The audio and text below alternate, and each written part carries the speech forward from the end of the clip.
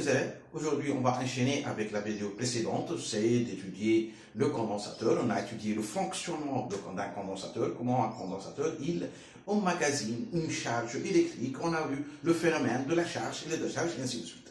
Donc, puisqu'un condensateur est capable d'emmagasiner une charge électrique, on va appeler de la capacité d'un condensateur, sa capacité d'emmagasiner une charge électrique. Vous écrivez, au départ, on va écrire capacité d'un condensateur. Capacité d'un condensateur.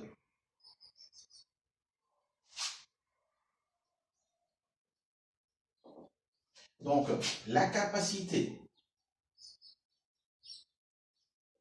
d'un condensateur. Notez, C majuscule et l'aptitude d'un condensateur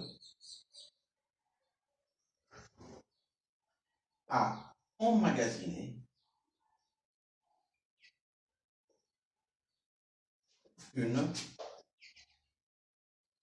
charge électrique. La capacité s'exprime en farad. Notez F. Voilà, c'est la capacité d'un condensateur à emmagasiner une charge électrique. Donc notez F. Maintenant, on va passer aux conventions. La convention très utile. Voilà. Convention. Elle est très utile. Donc, on va prendre cette convention, un condensateur, l'armature A et l'armature B, c'est le symbole de condensateur. On va prendre l'intensité du courant entre vers la borne, vers l'armature A et UC, et c'est UAB, c'est égal à Q sur C. Mais sachant que Q avec Q, c'est égal à QA. Donc Q, la charge en coulomb, la capacité C, bien sûr, en farad. Et on va de cette convention, c'est le courant entre dans l'armature en question. Si l'armature est cherchée positivement ou négativement, on s'en fout. Mais l'essentiel I et UC sont différents et le courant entre dans l'armature A. Donc on va prendre Q, Q c'est égal à QA. Maintenant, on va étudier comment on peut déterminer. Avant tout, on va prendre un exemple. Exemple de capacité pour un cas d'un condensateur blanc. Lorsqu'on dit un condensateur blanc, vous vous rappelez très bien de ce condensateur. Voilà, deux armatures qui sont pleines et séparées par un isolant. Donc, on va prendre la séparation CA, E. Le diélectrique possède une constante qu'on appelle epsilon. Donc, C, c'est égal à epsilon S sur E. S, surface des deux armatures en regard. C'est-à-dire, c'est de surface commune. Par exemple, si l'armature A, elle est dans cette position, et l'armature B, elle est dans cette position. Donc, la partie commune, c'est celle-là. Celle-là, c'est que sont deux surfaces en regard. Epsilon, c'est l'espace entre les deux armatures en mètres. En mètres. Epsilon, c'est la constante diélectrique. Constante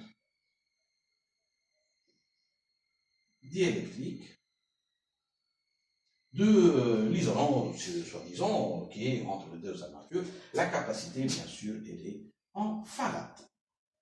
Voilà, généralement, les capacités sont de valeur très faible, c'est de l'ordre de micro-farad, de l'ordre aussi de nano-farad, de l'ordre de millifarad. Généralement, ce sont des grandeurs qui sont très faibles. La technologie n'a pas pu donner, n'a pas pu évoluer la capacité de la charge électrique pour charger, si vous voulez, de façon générale, une charge électrique. Vous savez aussi que l'énergie électrique, obtenue à partir, par exemple, de l'énergie solaire, elle est emmagasinée en très petites parties. La plus grande partie doit être utilisée directement car on n'a pas des méthodes pour le stockage de l'énergie électrique, puisque le condensateur, comme vous voyez, il stocke de l'énergie électrique. Maintenant, cette capacité du condensateur qu'on a parlé, on veut la déterminer expérimentalement. Ce ne sont pas toutes les condensateurs sont de forme, les armatures de forme plane, donc il y a d'autres formes, des condensateurs chimiques et ainsi de suite. Donc si on a un condensateur et on veut déterminer sa capacité, on doit passer par une procédure expérimentale et surtout dans nos laboratoires à notre niveau pour déterminer la capacité d'un condensateur. Commençons, on doit utiliser un générateur. C'est bien sûr, parmi les méthodes. Donc, on doit utiliser un générateur de courant. Qu'est-ce que ça veut dire un générateur de courant? C'est un générateur qui fournit le courant électrique toujours constant. Alors, détermination expérimentale, grand 2. Détermination expérimentale de C. Alors, on a dit qu'on va utiliser un générateur de courant. Donc, le générateur de courant, il est symbolisé ainsi. Ça, il délivre une intensité I est égale constante. Ça, c'est générateur de courant. Voilà. Bien sûr, le passage de courant ne peut pas être que si le circuit est fermé. Je vais continuer. Je vais prendre un condensateur, 2 armatures, 1 ampère-mètre pour s'assurer que l'intensité du courant est toujours constante et on doit déterminer la tension à partir d'un voltmètre en borne 2 armatures A et B. Voilà, l'expérience, elle consiste que à t est égal à 0, on va déclencher fermer notre interrupteur 4 et en même temps on va déclencher notre chronomètre. Donc on ferme l'interrupteur.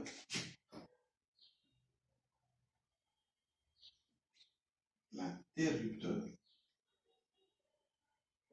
AT est égal à 0 et on déclenche simultanément un chronomètre.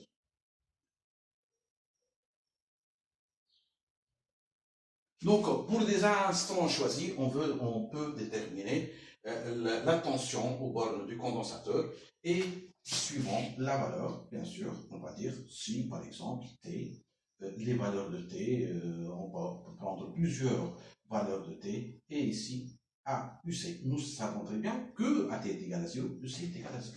Ça, c'est sûr. Alors, la courbe qu'on va obtenir est la suivante. On va prendre UC et T. Donc, automatiquement, elle va passer par 0 et on va obtenir cette courbe. C'est une droite entre UC et T. C'est une droite linéaire de la forme, droite linéaire de la forme Y égale à X. Qu'est-ce qu'on va dire? Maintenant, on va revenir à notre expérience. C'est une identification, si vous voulez, c'est une approche mathématique, mais Y c'est UC, ce qui donne UC égale UC ou X c'est T, donc est égal à A fois T. On peut déterminer la valeur de la pente A. C'est pas difficile puisqu'on a une courbe, mais le problème, à quoi représente A? on doit chercher l'expression de A. Plutôt, on doit chercher l'expression de UC en fonction du T. Alors, théoriquement,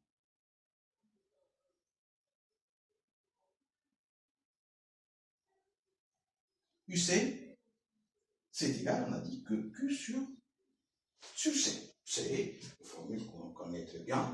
Et Q, si vous voyez ici I, c'est-à-dire que I, bien sûr, en majuscule, puisque les constantes. Donc, I vers l'armature A, donc UC est égal à Q sur C. Maintenant, on va revenir à notre l'expression de Q. Et on va revenir aussi à l'expression de I. Or, si I est constante en courant continu, on l'a déjà vu dans l'année précédente, c'est la charge Q sur T. Alors, l'intensité de courant, c'est la rapport de la charge Q qui traverse une section donnée par rapport au temps. Ce qui nous donne que Q est égal à I fois T. Et on va utiliser Q est égal à I fois T dans l'expression de UC. Qu'est-ce que ça va nous donner? Donc, UC, c'est égal. On a Q qui est I sur C fois T.